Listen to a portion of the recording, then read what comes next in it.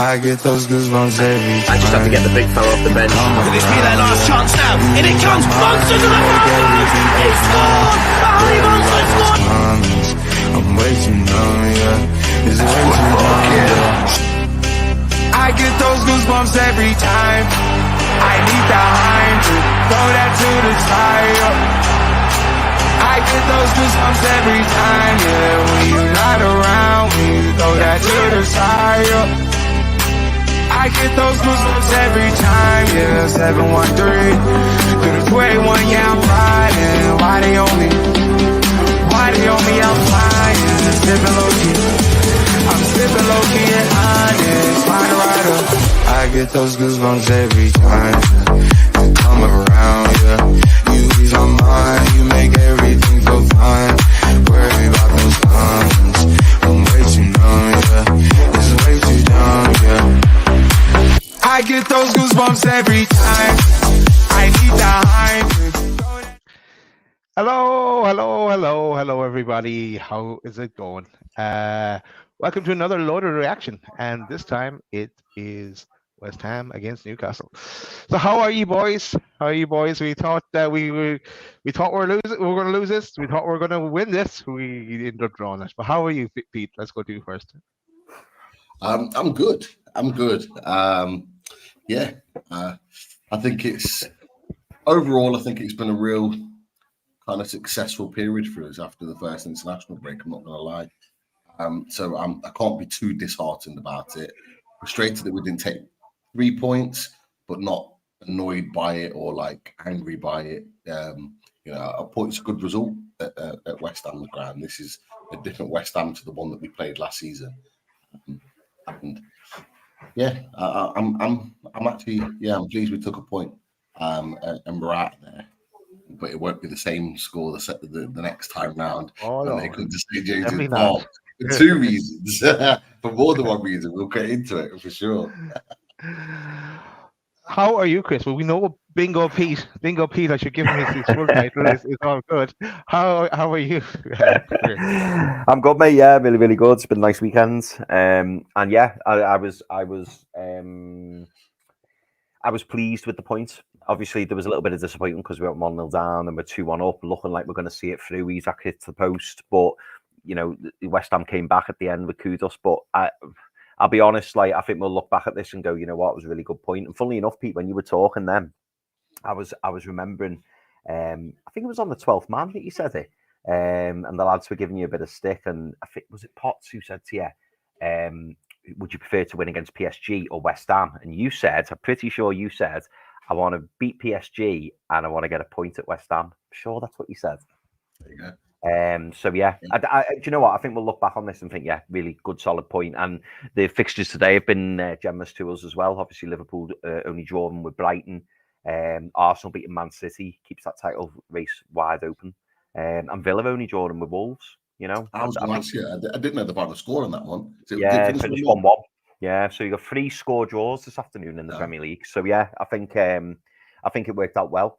All the 2 o'clocks finished a score draw, and then obviously Arsenal beating Man City. So I think we've got away with it. And correct me if I'm wrong, it's Palace next game at home after the international break.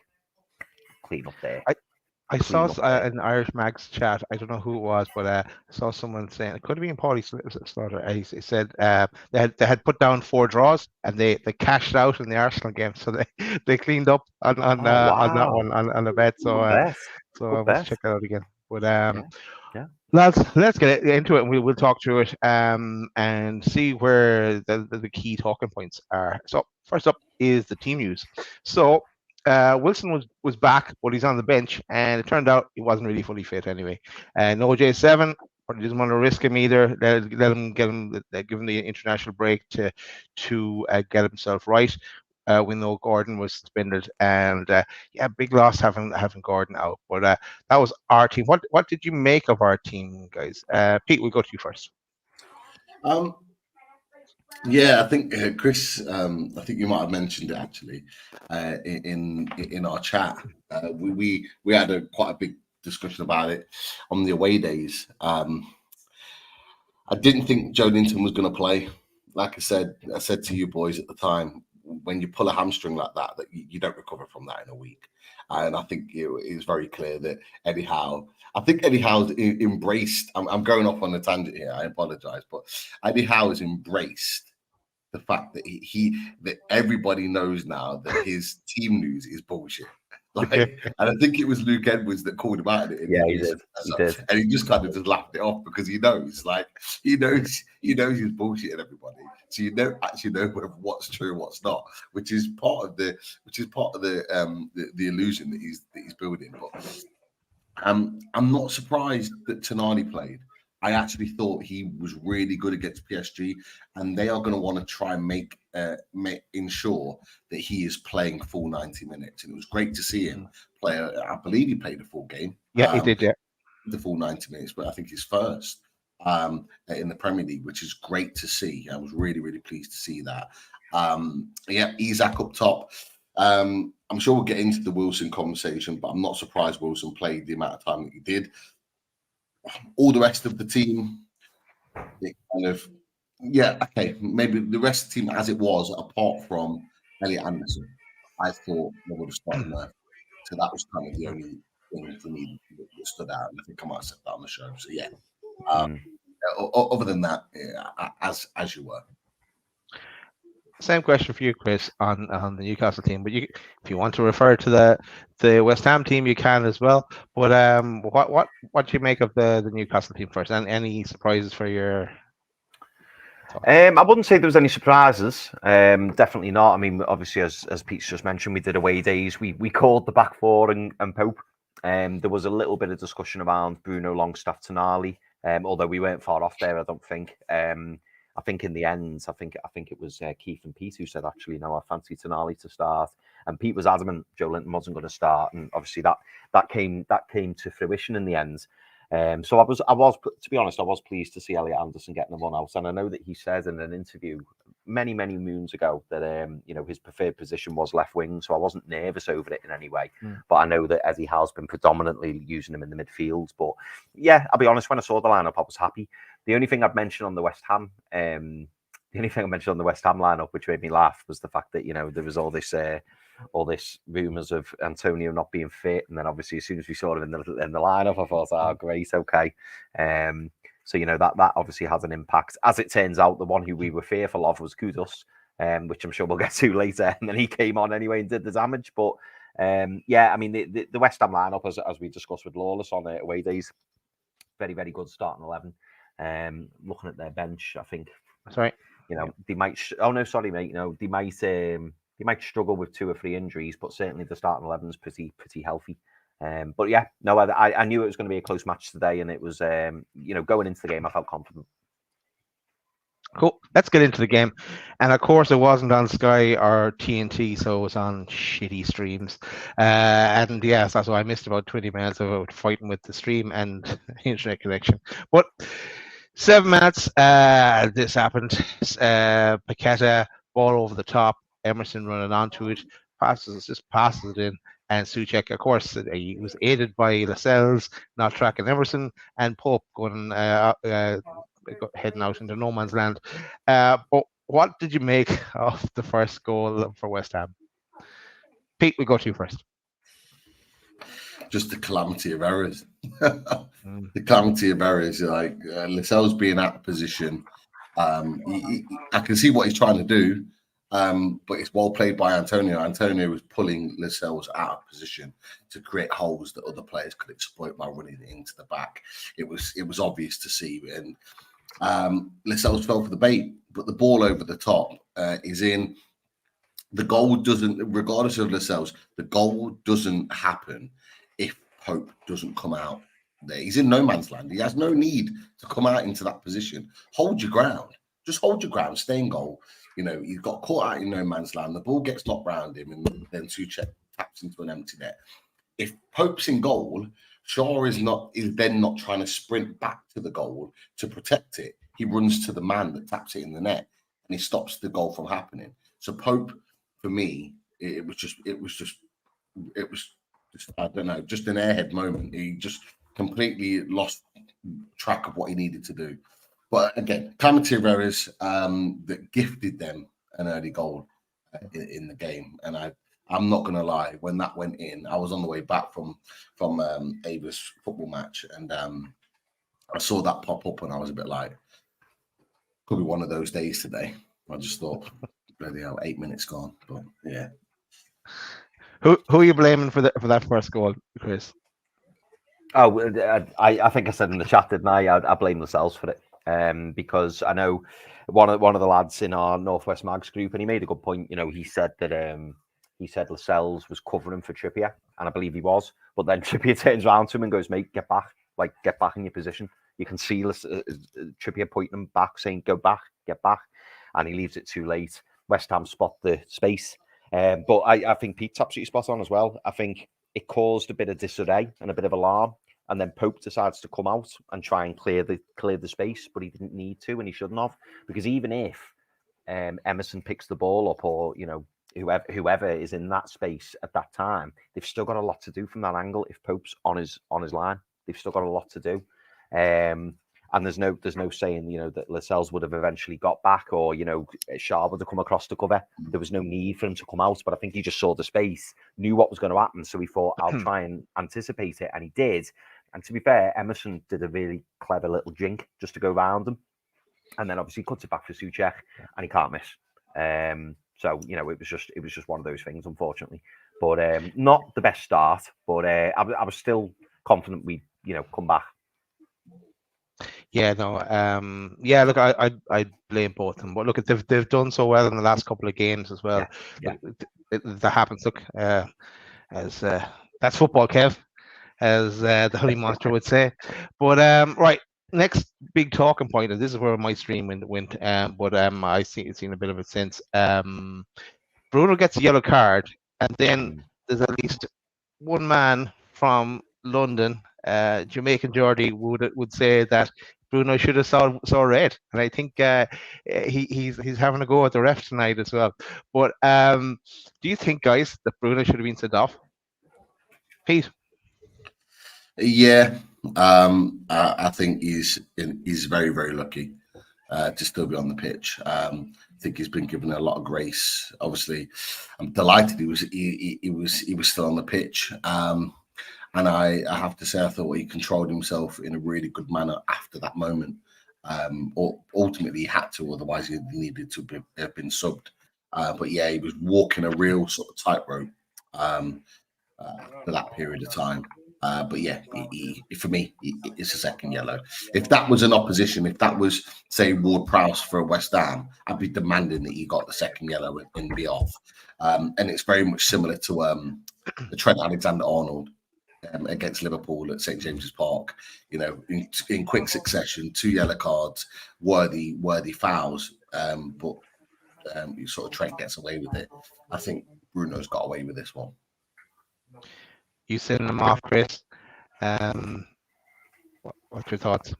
Oh, completely agree. I think you can see the instant regret when he does it, and the referees let him off with one there, because really it should have been a yellow card. And equally, I thought Miggy was lucky not to get a yellow card as well, because you saw the referee, brandishing cards for people waving, saying, book him, and then Miggy does it, and everyone's like, "What, Miggy? What are you doing? Don't do that!" And then the referee obviously didn't see it, so Miggy got away with a yellow shortly after that as well. But yeah, I thought we were fortunate to still have Bruno on the pitch, because I think if Bruno went off, it would have been a really big uphill battle. Losing Bruno in the middle of the park. Yeah, it would have been 1-0 down. I'm going to go with the Eddie Howe line. It probably wasn't. It would have been a harsh red card for the second one. But if you look at Kovacic in the Man City Arsenal game, that's definitely red. Even the first one. But yeah. Look, yeah, you can see that they'll have something to complain about, I guess. Moving on, 31 minutes, Burn header, Trips free kick, just wide the post. And all in all, in that first half, though, there's no room to make something out of nothing, really, because it was pretty tight from West Ham. But I think us in the chat, Chris, myself and you, and then half of Twitter as well, we're saying, right, put Isak out to the left where he had kind of wandered out anyway, take off Anderson and bring on Wilson. We all kind of were aligned on that's what was needed. But into the second half, as we got to halftime. Into the second half, no change at halftime. Eddie Howe said he would stick with it. 50 minutes in, Alvarez diving header just wide from a corner. 55 minutes, Dan Burn header from Isaac's ball back in. Great save from Ariola. He just nipped in. 56 minutes. Yes. Tripp's free kick came off Alvarez. Isaac goal. VAR check on it. The goal stood. Yeah, what did you make of that one, Chris? Let's go to you for Isaac's goal. Yeah, really smart finish. Really smart finish. Isaac really stepped it up second half, didn't he? He really impressed me. As you said earlier, Daz, him drifting out left, I found unusual because I don't know whether that was Eddie Howe telling him to do it or whether he was naturally doing it. But I noticed Elliot Anderson was predominantly going through the middle, which I found interesting. So there must have been a reason for that, I'm sure. Maybe it was to confuse West Ham because then Isaac started going straight through the middle. But yeah, really smart finish, and he took his goal really well. Yeah, he did. Pete, your thoughts on Isaac's first? Superb. I think I might have said it to you boys, or might have put it in the Geordie Star South chat. I've been really impressed with Isaac. I think he's really starting to grow as a striker in order to play the complete role.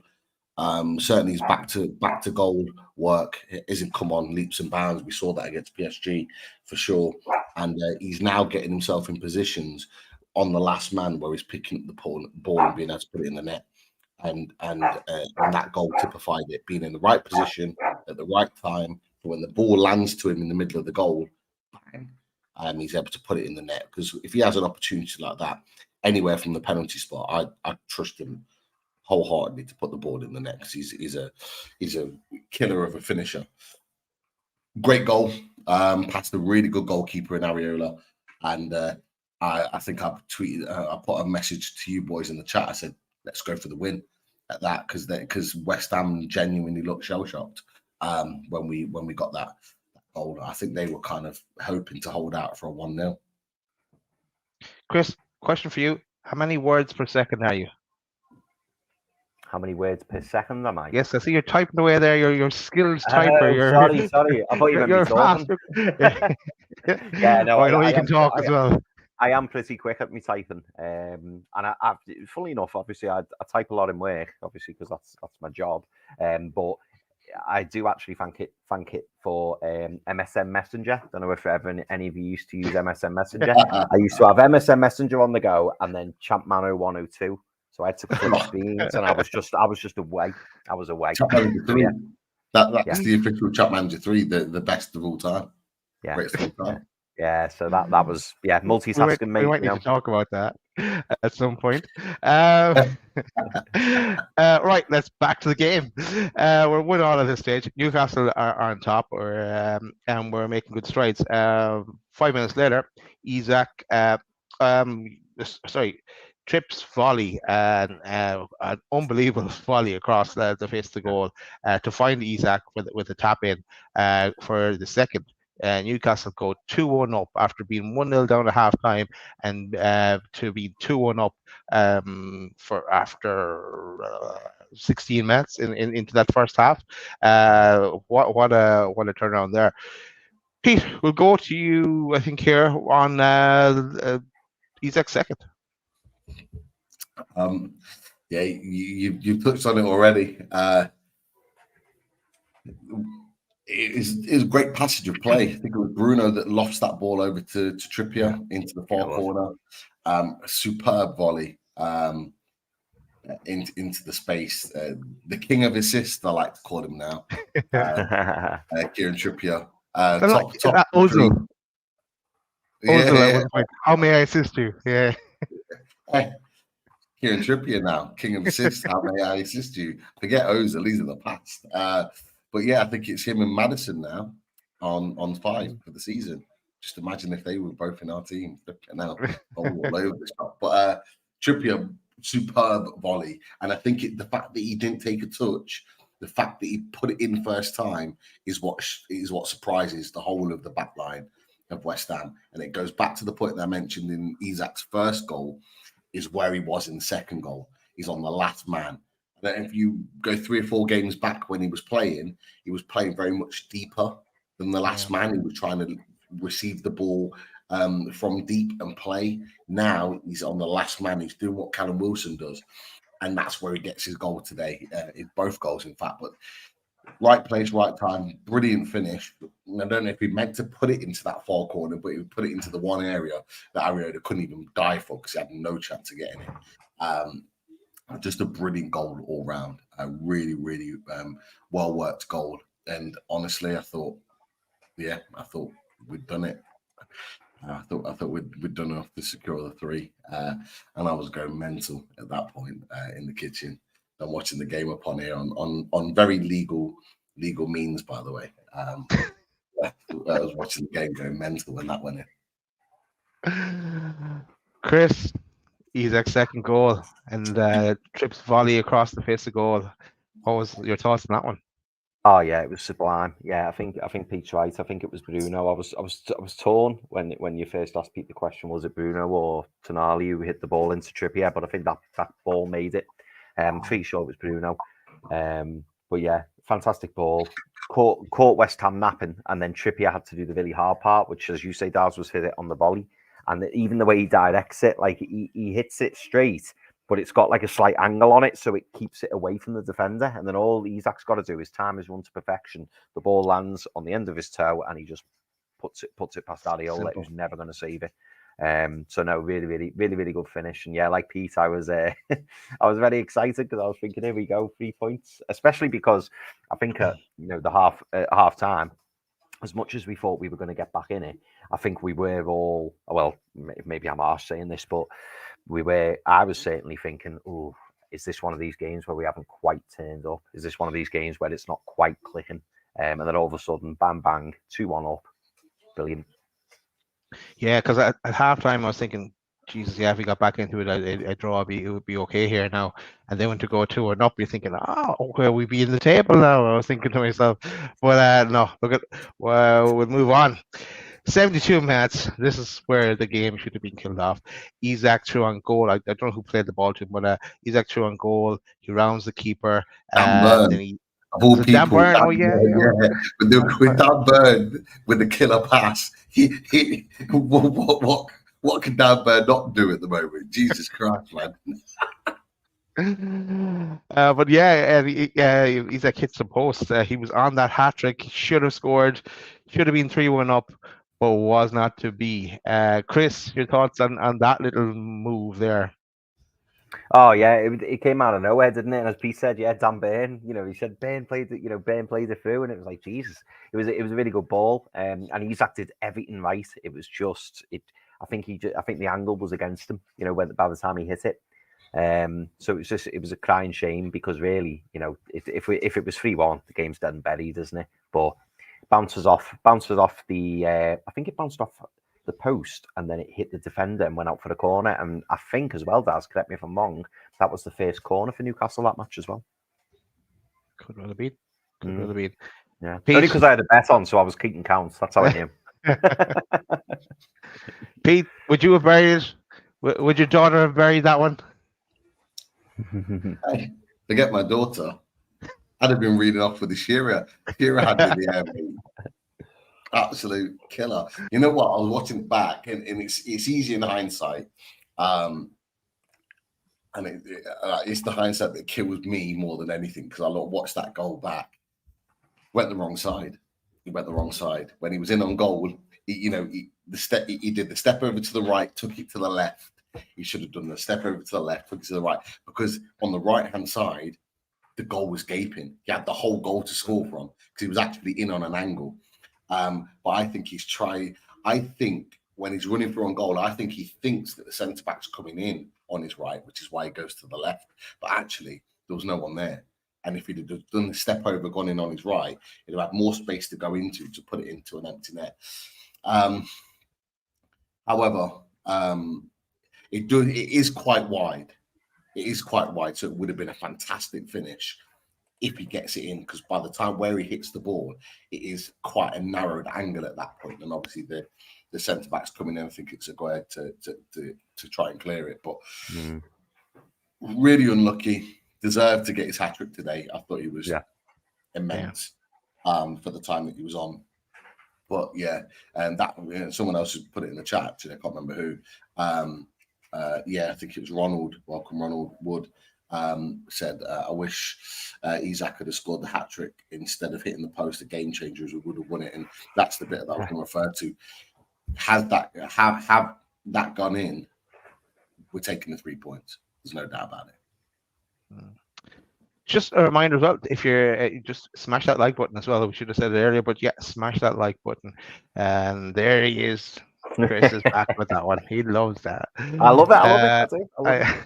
I was going to delete it off the system someday. Like, no. Don't do that. You have hell to pay, Dad. He'd be going mad. He'd be tearing his hair out, trying to find it.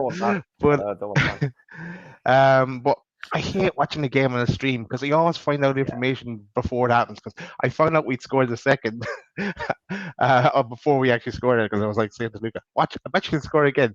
But then, and also I find out that they scored as well, but through my watch. Actually, my watch beeped. But anyway, 78 minutes. Ward-Prowse had a free kick, and this is where I thought they were going to score, but he went over the bar. 81 minutes, Miggy off, Murphy on. 84 minutes, Isak off, Wilson on, and then Eddie Howe said afterwards Isak had a bit of a knock. So we can talk about that as well. 88 minutes, a man that we looked at in the summer came from Ajax, Kudus. Great strike, to be fair. Made it 2-2, and should Tonali have shown more desire there to try and block it? What was your thoughts there, lads? On Chris, I'll go to you first on Kudus' goal. Yeah, I was saving Aaron's comment. When you watch the goal back, it was a fantastic strike. Not taking anything away from Kudus because it was a really, really good strike. And I think Pope. Some people might say Pope could have got down quicker, but it was through a crowd of bodies, so I don't blame him. And Kudus hit it really well. But when you watch it back, you just see Tonali, and do you know what? It was funny. It was our Callum who said it, and he was like, "Tonali could have done more there." And then I watched it back, and you just see Tonali like go towards to block it off, and he just kind of like half, kind of puts an attempt, to try and block it. And you think, you know what? If he'd have thrown his body in front of that, there's no way it was going in. No way. He'd have blocked it. So that element of it is disappointing. Not going to lie. But fantastic strike, and it's just one of those things, isn't it? I'm still happy with the point, Daz. But that was the summary of that goal for me. And I suppose we can link it back to, again, this is Tonali's first time playing 90 minutes for us, so we can take that into consideration as well. But Pete, your thoughts on Kudus' goal for West Ham to the leveller? It's a killer. I did like a bit of a Kevin Keegan at Anfield moment where I was kind of like on the side breakfast bar, like, hanging down, like, oh my god, like why is this happening? When it went in, and you know what? I don't think they deserved it. They didn't really. I nearly said that. The point was nearly fair, and then I stopped myself because I was like, actually, we probably did deserve the 3 points. Yeah. So that's why I didn't say it. I think I'll take the point, but I don't think they deserved it.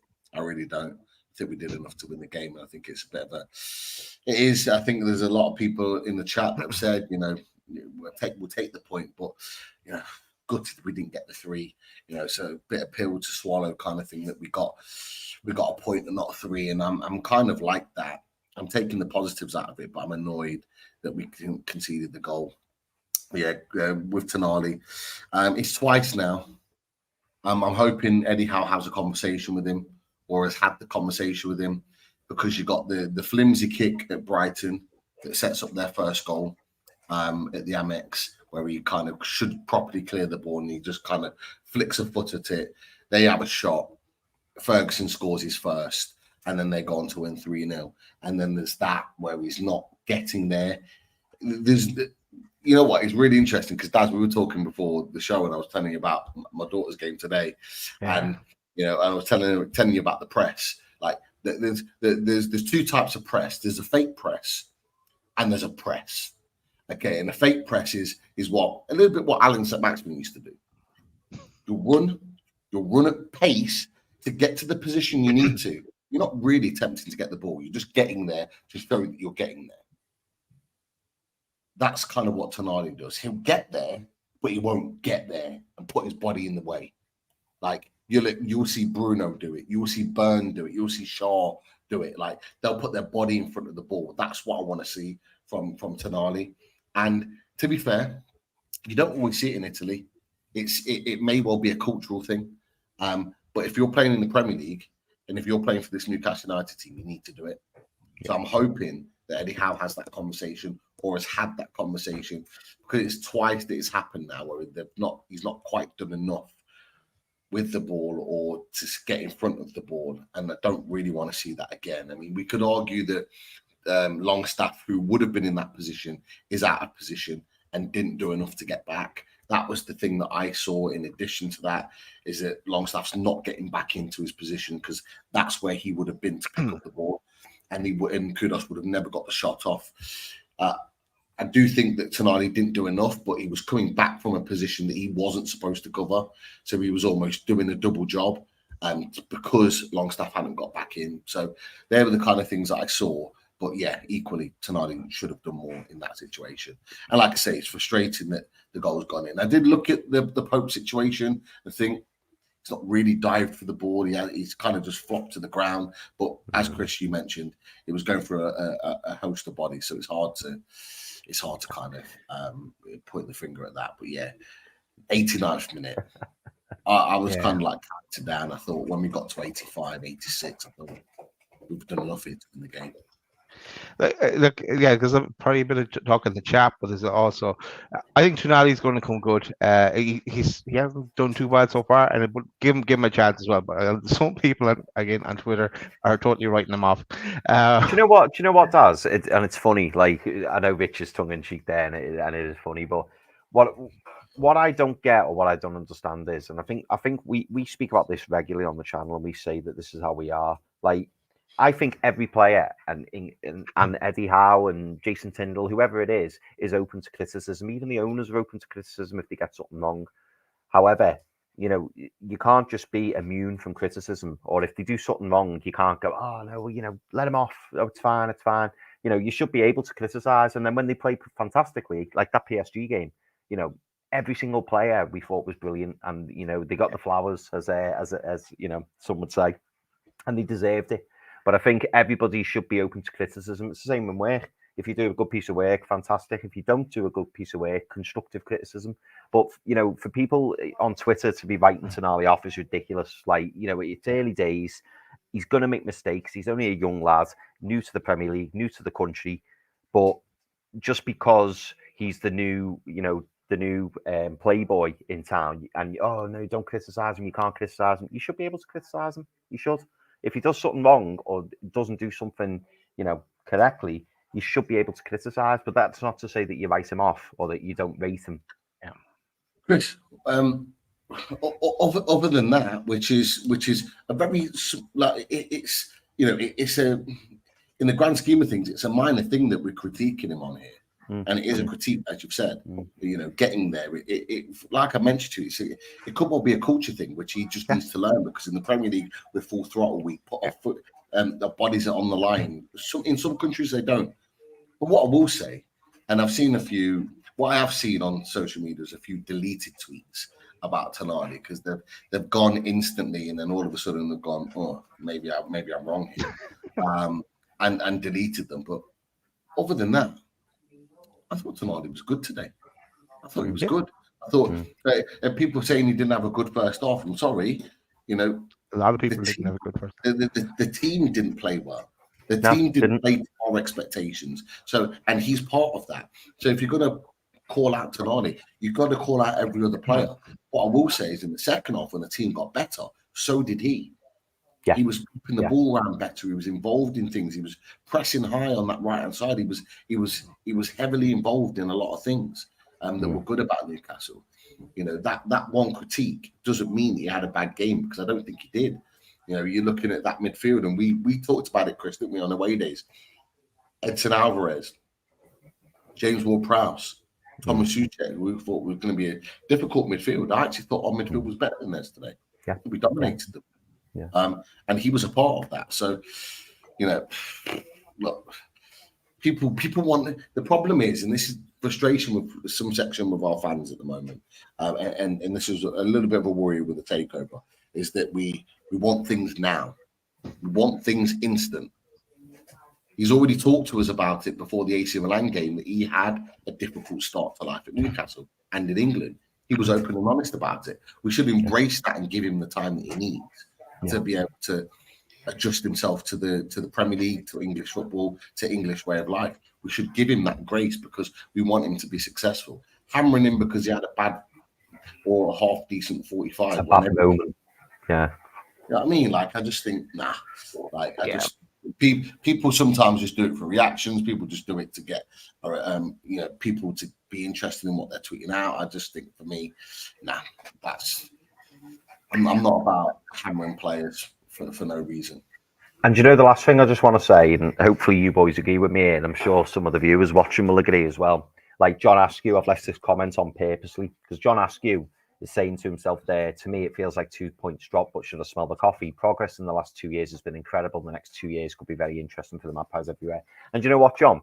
It's an interesting comment that you make there, because you, as Pete's rightly mentioned, you know, sometimes the fan base is split, or there's different sections of the fan base, and there's some people in the fan base who are like, but look where we were 2 years ago. You can't criticise them. You can't have a go at them. Where like it's immune to even have any kind of slightly negative thing to say. And every single fan that you speak to, you know, if you ask the question, is it better now than it was 2 years ago? Of course it is. But if somebody doesn't do something properly, or somebody makes a mistake, or somebody doesn't show the effort, or somebody, you know, makes a balls up, you should be able to call it out. And it doesn't mean that you're saying, oh, we're rubbish, we're terrible, you know, I don't want to support the club anymore, blah, blah, blah. It shouldn't have to be black and white all the time. Sometimes there can be grey areas, and sometimes, you know, you can criticise a player and go, bloody hell, he was shite today. He was really bad today. That's not to say you don't like him, or to say that you want rid of him, or that he shouldn't play again, or it's just calling something out. And, you know, I feel a bit for John there, because John's like, it feels like 2 points drop, but I don't know, you know, we've come really far in the last 2 years, probably because John's seen loads of people saying to him, you know, oh, don't be negative, we're on this great journey. But if something's a bit shit, you should be able to say it's a bit shit. It doesn't mean that you've wrote the player off, or you're writing the team off, or you're writing Eddie Howe off. But look at the many times that Eddie Howe has worked with a player for, say, 6 months or so, and he's got so much more out of them than like this obvious one is Joe Linton, but Gordon as well. Some people were writing off Gordon, and now he's like, as we said about a week ago or less than a week ago, that he's been our best player this season so far, and he was missing today as well. So. Like, take everything into consideration when giving your comments, and give Trinali a chance. He's going to come good. And if it doesn't work out, we could always sell him on again. We'll definitely get a buyer for him somewhere around the world. Sorry, Chris. Sorry, mate. I thought you were wrapping up there. That's why I said Daz. I don't know. I know what point Rich Doblin's referring to. Do you remember that? Anyone notice that Miggy moment in the second half when he got to the byline and refused to cross it with his right, and he just controls it out of play?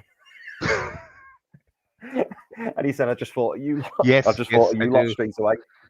Yeah, did you see his reaction? He kind of looked up to the sky, and then he took a look. He took a look to the bench to see their reaction. That's what I wanted to see. What I wanted to see is what was the bench's reaction to him doing that, because there was no excuse. He had to play in with his right foot there. Of course, and that's the bit that we're talking about. That's the bit that we're missing. If he was to put it in, it didn't have to be the best cross in the world, but you put it into a dangerous area and you continue in the play. The fact that he just refused and wanted to, it was an impossible angle to turn back onto his left in that situation. It was never going to work. But he was always going to try and do that instead of playing with his right. And it just, funny. I thought Ryan Giggs was one of the worst players to never play with his right foot. But Miggy's eclipsing that. I'm not going to lie. Right, to finish off the game, West Ham on the 90th minute, they should have potentially scored to win it with Jared Bowen, but wasn't to be. It went wide. Look, I'm happy enough with the point. After where we were in that game, being 1-0 down, I'll take the point there, and it means that we're not staring into the international break with the defeat. We can regroup and get people back from injuries as well. We did. I was fearful that this period would be worse with bottoming out and Lascelles in, but no. If dropping a point against dropping 2 points against West Ham is the worst we get out of it, so be it. I can live with that. Away from home as well. Anyone any other thoughts on the match before we get into the bit that gets the crowd excited, the ratings?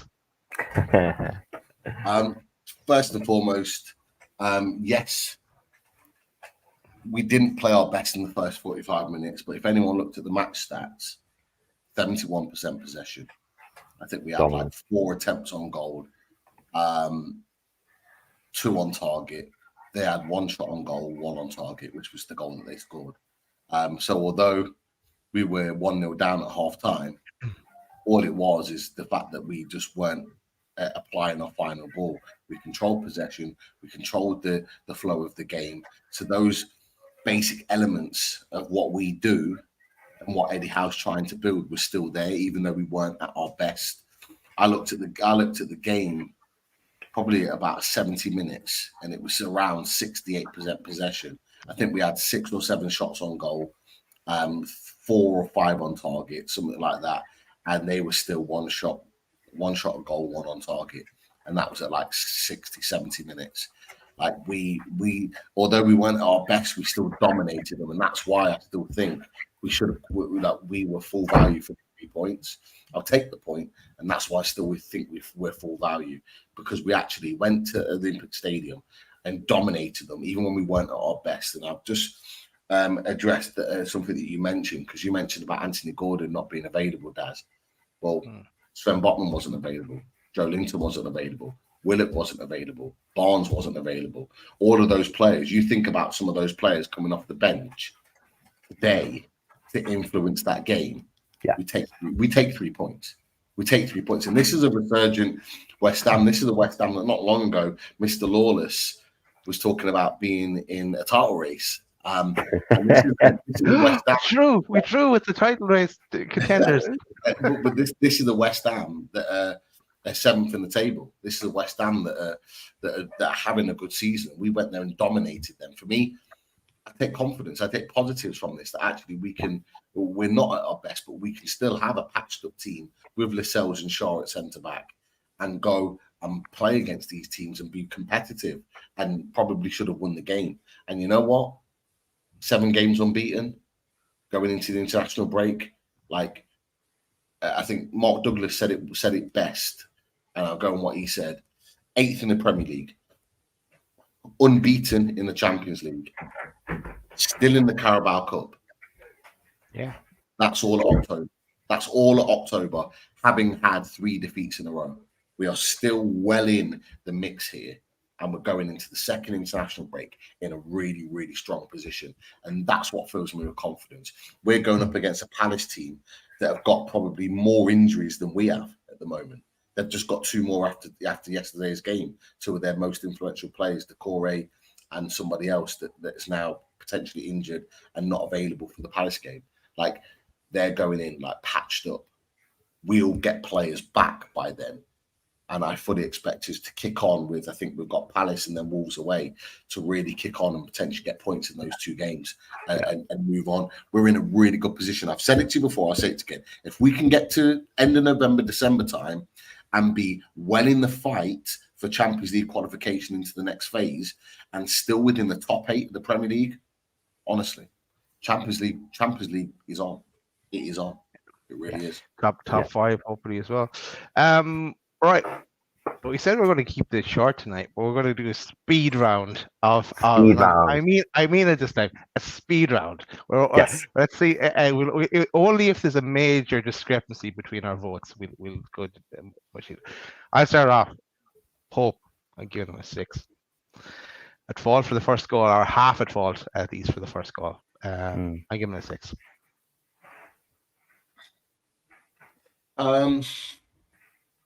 Yeah, give him a 6. I agree. Yeah, I agree. Right. Next up, Trips. I'm giving Trips a 9. He's always class. Did he get 2 assists? 2 assists, I think. Yeah. So. Was it 2? No, it was 1 because Emerson, their player, headed the ball to Isak, but Trippier did put the ball in initially. Yeah. For the first goal. But yeah, I agree with you. That I'm going to go 9. I thought he was superb today. Yeah, I got 9. Okay, next up is the Cells. And I'm going to give him the same as Pope. I'm going to give him 6 because of the fault. I'm blaming both of them for that first goal. So he gets a 6. He got good marks during the week, but back to a 6. Back to a 6. Back to a 6. Lascelles the standard 6. I'm going to give him a 7. I didn't think he was as bad as Pope. I maybe is not as critical as Chris was for the first goal, although I completely understand where you were coming from with that, for sure. But I thought he defended well for the rest of the game, so I'll probably give him a 7. Yeah, well, I'll do a Keith roll. I'll go bang in the middle. I'll go 6.5. Keith's prediction got the prediction right as well. I know he did. I know. Yeah, fair play, Keith. Well done. Char, I'm giving Char 7. Shaw gets a higher score for me than Lascelles. Probably give him 7.5. I thought he did okay. Yeah, I agree with you, Daz. I'll say 7. You don't want to go in between? No. I'll Stick with 7. Not to say you had a bad game, but yeah, 7's fair, I think. Next up is Burn. I give him Burn an 8. I kind of tend to give him a low mark sometimes, but I'm going to give Burn an 8 today.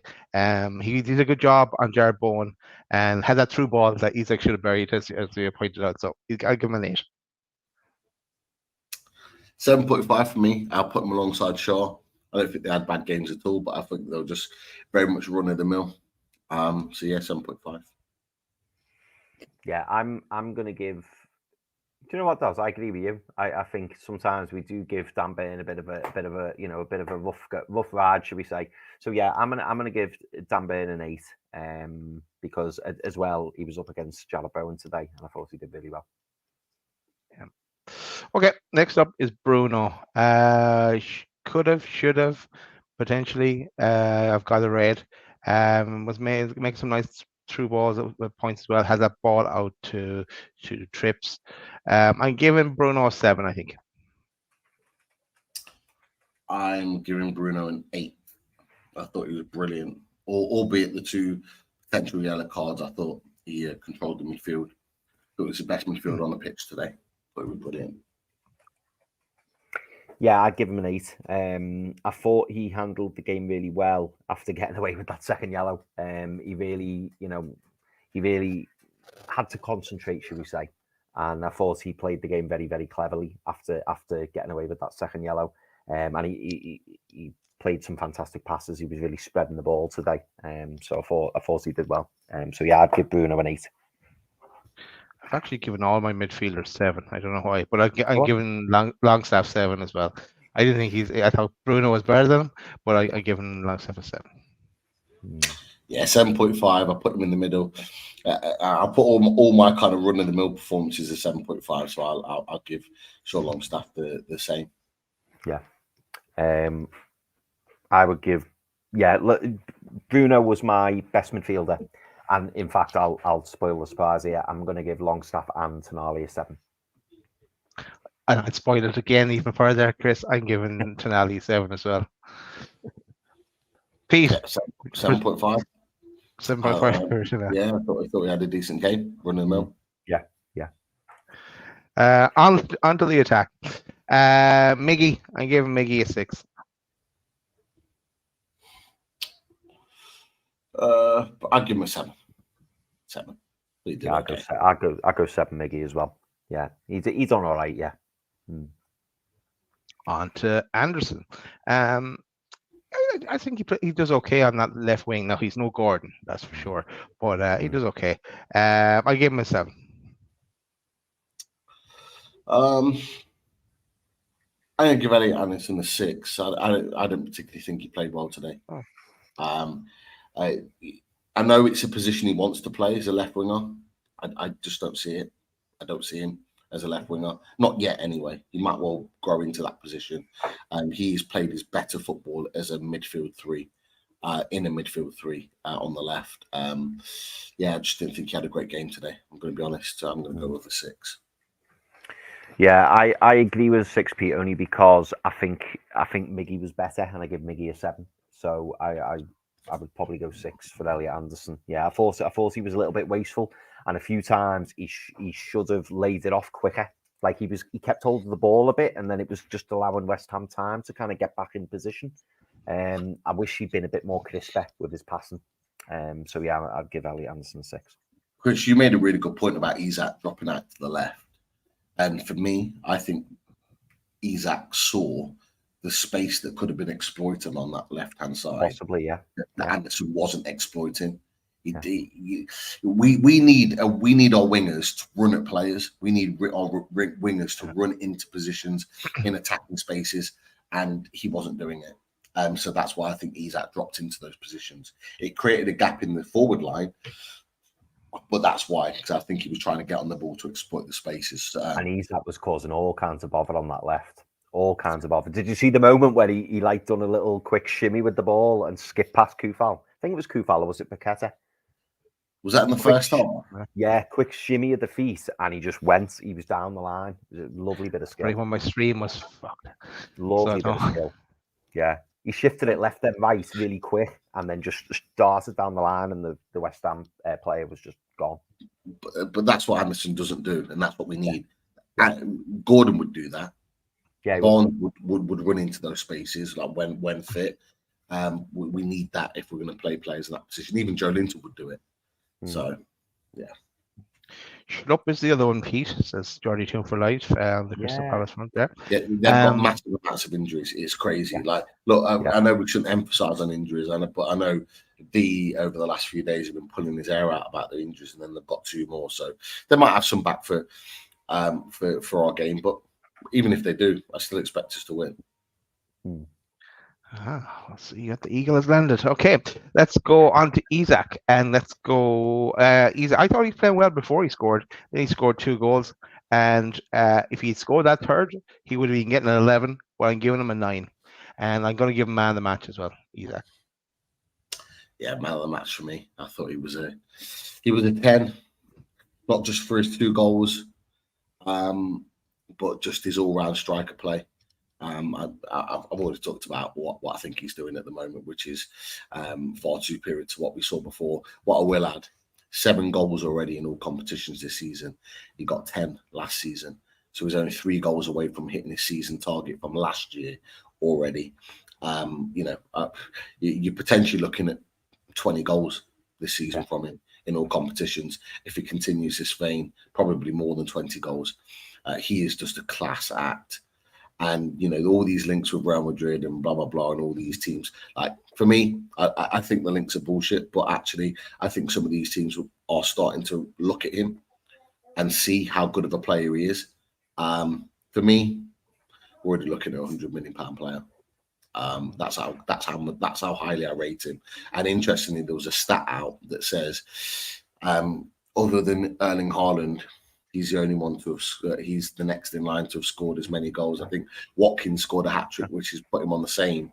But for me, there's levels between Isak and Watkins. I'm not gonna lie, there's levels. So yeah. You imagine, if Real Madrid are interested, they would have been looking at him when he was in Real Sociedad as well. So I saw him firsthand then. But I suppose things change and see how he's improved upon himself as well. When you do it in the Premier League, that's when teams come and make. It's all right doing it at Sociedad in Spain, but when you're coming over to the best league in the world and you're bagging goals and you're taking a team like Newcastle under Eddie Howe into the Champions League and doing it on a week-to-week basis, already 7 goals in all comps this season. Should have been 8. That's when it stopped. notice. They like Newcastle strikers, though. Look at Arsenal. They love them. Chris, Isak, for you. Yeah, he was my man of the match, closely followed by Trippier. Give Trippier a 9, so I give Isak a 10. But just to add into what Pete said, yeah, I mean, we signed Alexander Isak for 63 million. Now, for me, to even consider selling him, it's at least 120. And bearing in mind, you always pay a premium for goal scorers, and Alexander Isak will get you goals, and he's 23 years old. If Real Madrid aren't looking at him, I'd be majorly surprised. And Real Madrid have a habit of going for a Galactico summer spending spree. Wouldn't surprise me if he was on it, because they've already got their eyes on Mbappe. No doubt, I still believe that they'll be interested in Bruno. Genuinely think they will. And if you want a striker who's going to play for you for the next 5, 6, 7, 8 years. Not just any old striker as well, by the way. Somebody who's that good, you can put him out on the left wing and he looks equally comfortable. It's incredible. I think I said at the start of this season that for me, Alexander Isak's the second best striker in the league behind Haaland. And I'll tell you what, if he carries on the way he is, he could end up challenging Haaland, because that is how good he's been. If they come to us for Isak, we'll point them towards Chris Wood, who's at Notts Forest. Yes. Yeah, they can have him. There you go. Take him with you. Look, we got through those ratings in 10 minutes. Go on, Pete. I was going to say, Isak's all-round game is better than Haaland. Yeah. Haaland is a finisher. He's a killer. He puts chances away for fun. But as a striker, Isak is more complete than Haaland. You saw that today. If anyone watched the Arsenal-Man City game, he barely has a touch of the ball. He's barely in the game. He doesn't link the play. He's a great striker and finisher. But when he's not doing that, when he's not putting the ball in the net, he doesn't really offer you as much as what Isak would. And that's why I think he'd be more sought after than we think. But look, he isn't going anywhere. And he hasn't got a clause. So we can demand what we want. We can have someone. Sorry, Pete. Yeah, you like you were saying, Isak's going to the left. Isak's dropping deep. At times, we saw Isak in the number 6 position trying to get hold of the ball and then run through midfield. Back to Pope as well. At one stage, yeah. He was back. Yeah, he's back that far. You won't see Haaland doing that. You just won't. Isak is a well more rounded striker. Yeah, I completely agree, Pete. That's the point as well. Watkins has played 40% more minutes than Isak this season too. Because obviously we've been changing strikers with Wilson playing minutes in the Premier League as well. So to get that many goals, six Premier League goals, 7 in all competitions, when you're kind of chopping and changing with your strike partner, just makes it even more impressive. Yeah, you just need to keep both of them fit, and then next summer bring in someone else as well to keep it really fresh, to chop and change. Let's go to the questions. Any questions or comments that we want to take, lads? I can have a look. So David Cook makes a good point. Bruno misses the next game, 5 cards, which I hadn't picked up on. Or is that not right? If you go to Paul's one, which is just underneath, I think. Oh, sorry. Yeah, I think I'll put it on just to add that context. I think he is on 4 yellow cards. Okay. So yeah. Right, the 5th one was in the League Cup, so it doesn't apply to. Yeah, that's correct. Yeah. Oh well. We'll panic a bit there, David. But Paul, thank you for calming us down. He's the same as Gordon. Like, he's going to be suspended at some point, unfortunately, because I think the cut-off point is around sort of December, end of December. So I think he is going to pick up another yellow in this point. It's just a case of when it is, what game it is, and hopefully it's when we've got players back. So it's when we've got Joe Linton back, when we've got Willock back, when we've got players that can come in and take the reins. So it's and hopefully a game where we can feel confident that we can get the 3 points. Just remind me, Pete, when is the Man United game in the league? I have it here. It's the 1st of November. No, 1st. Oh, 1st of November, and Sky at 8:15. 30th. Yeah. Wednesday is it? It is a Wednesday. Yes. Wednesday. Yeah. No, it's interesting. I just wondered, just throwing it out there, boys.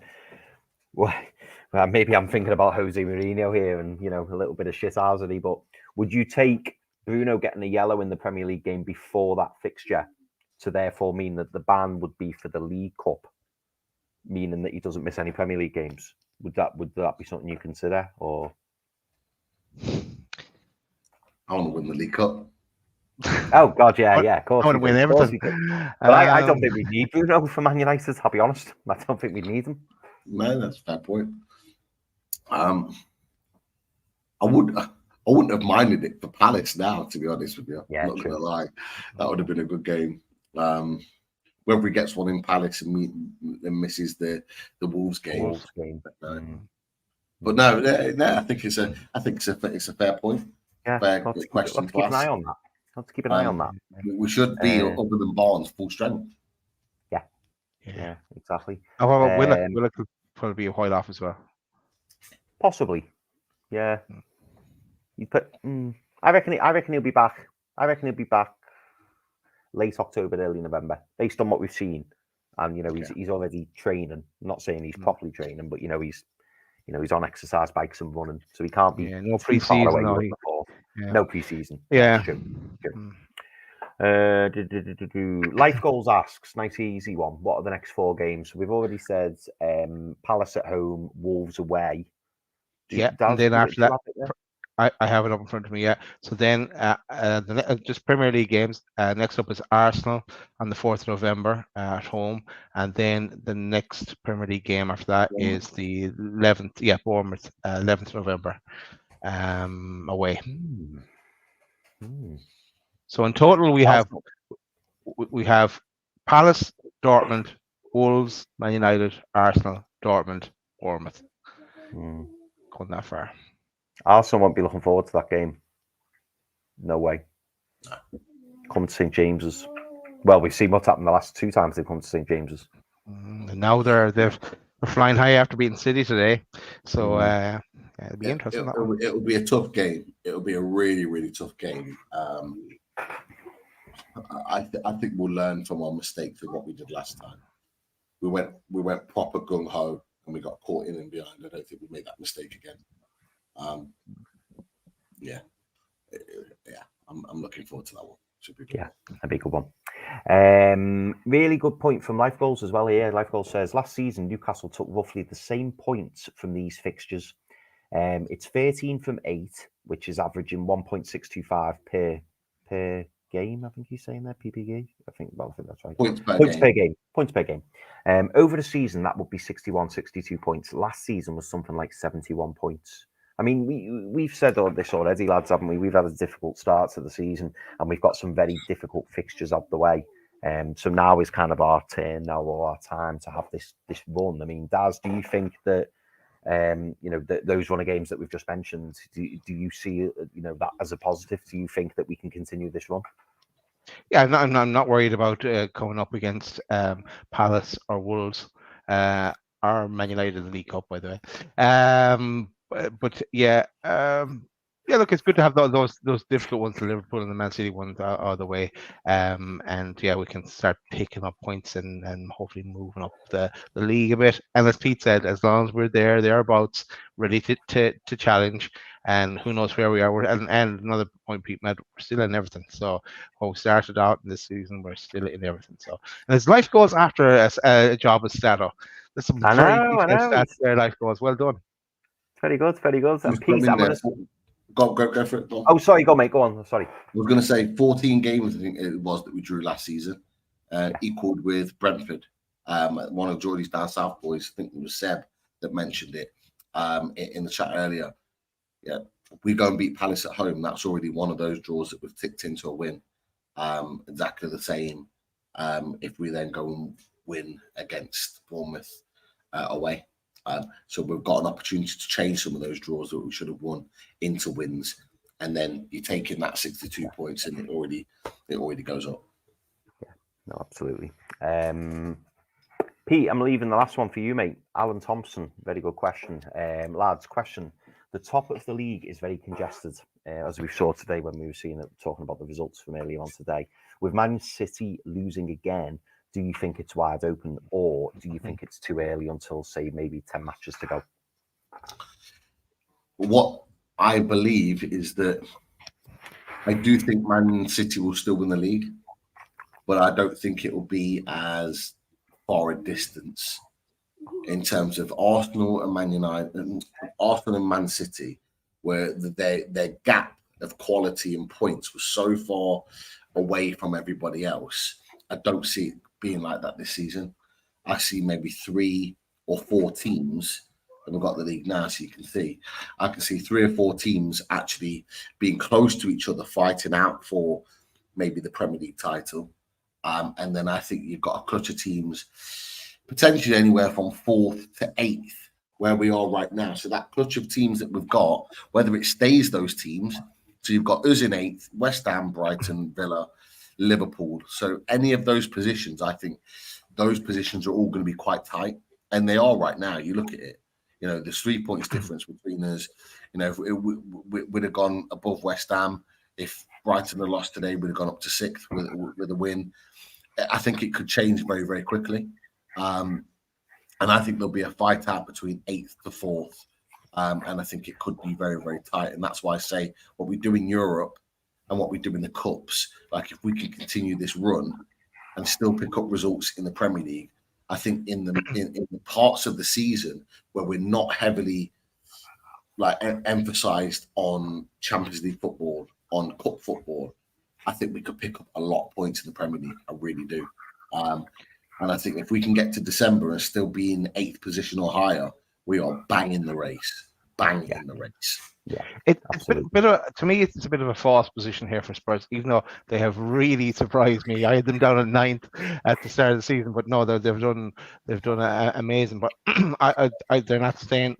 They're not staying in the top 3 for me. I think they'll be in the mix as well with us all here. We'll be all bunching up. Honestly, Daz, I think they've got 1 game a week. I think the one thing that they haven't got is the squad. If Maddison gets injured, they're screwed. If Son gets injured, they're screwed. Like if all they are is 1 key player away and they're screwed. Like they haven't got the squad. Tottenham fans have mentioned it. Toby's talked about it as well. If they can limp through and still be in the top 4 by January, I think they'll sign players and then improve the squad. And that's when you probably then start to say, okay, Tottenham are in the mix here. But all it takes is an injury or 2 from 1 or 2 of their key players. Like we've had key players out, and we've still churned through results because our squad is better than Tottenham's. In my opinion, our squad is better than Tottenham's. But I do think that if they can limp through to January and then sign a few players, they'll be in the mix. But I expect them to have a drop off between now and December. Do you know what, Pete? I don't know the stats, but I think that's a great shout because I fully expect Tottenham to drop off because I think they've also had a few very lucky results. And I'm not taking anything away from Tottenham. I think they've been fantastic, but I do think it is fair to say they've had a few lucky results. I mean, obviously Liverpool, with the disallowed goal for Diaz, that changes the game. They scored 2 goals in the last 4 minutes against Sheffield United when they were losing 1-0. They won 1-0 again tight. Against Luton. Luton were really going at them at one point. I agree with you. If you look, I don't know this for facts, but obviously because I do my fancy footy and my mate and works a Tottenham fan, so I know I'm a little bit invested in Tottenham this season, put it that way. And now from memory, when I check Tottenham's lineup, I reckon this season, I'd love to know how many players they've used this season because I bet you it's about 13, 14. Because every single player that they've played the same team for nearly all of those games. They haven't had to make any changes or they haven't lost out with anyone. They've been fortunate so far. And like you say, as soon as they get 2 or 3 injuries, I think they're in trouble. Cool. That was it for the comments, I guess. Maybe that was the last one, mate. That was the last one. Yeah. Shout out to our sponsors then. So shout out to theradiatorshed.com and Russ's Rads as we put Chris in jail, and you know already what's happening there, the beautiful radiators that Russ has available. Go check them out on theradiatorshed.com. Also, if you need to get them installed, the install works. Russ's other company will sort you out there too. It's coming into the winter now. You are heading towards it anyway. So now's the time to start it all out. And if you're looking for a new bathroom or a bathroom, H2O Bathroom Design Co. the Northeast's largest supplier of Velcro and Bosch bathroom wear. Team Valley Gateshead, over 20 years established, run by the family. Get down to the showroom on 11th Avenue, Team Valley Estate, Gateshead. And you also know the fabulous bathrooms that are there in the showroom. Go check them out. Mention loaded. You never know what they could do. That's it for sponsors. I think that's it for the show, lads. We will be back. International break. But we'll be back with more content during the week. We just have to decide properly what we're doing. We'll start that out. But Pete, you wanted to say something there? Yeah, just looking at the live show, we've only got 60 likes and we've had like 180 in the chat over the course of this show. Come on, people. You know what you need to do. Any excuse for us to get this up again. Yes. Click that like button on the way out. And if you're new to the channel, subscribe. Come on, guys. You know it makes sense. I'm not going to lie. I'm laughing because I'm seeing the Race for Europe chat pop up and everyone's calling out LB about the Race for Europe show. And interestingly enough, he says, I'm not available. Hey, we've all done it. We've all had bad to beat. And he's throwing in the towel. Oh, makes me laugh. Anyway, sorry. Yeah, so that is it for the show, guys. I think we'll not end on the how tonight. We'll end on this one. I haven't seen this one for a while. Yeah, it's an old one, but good night, everyone. See you soon. Isaac.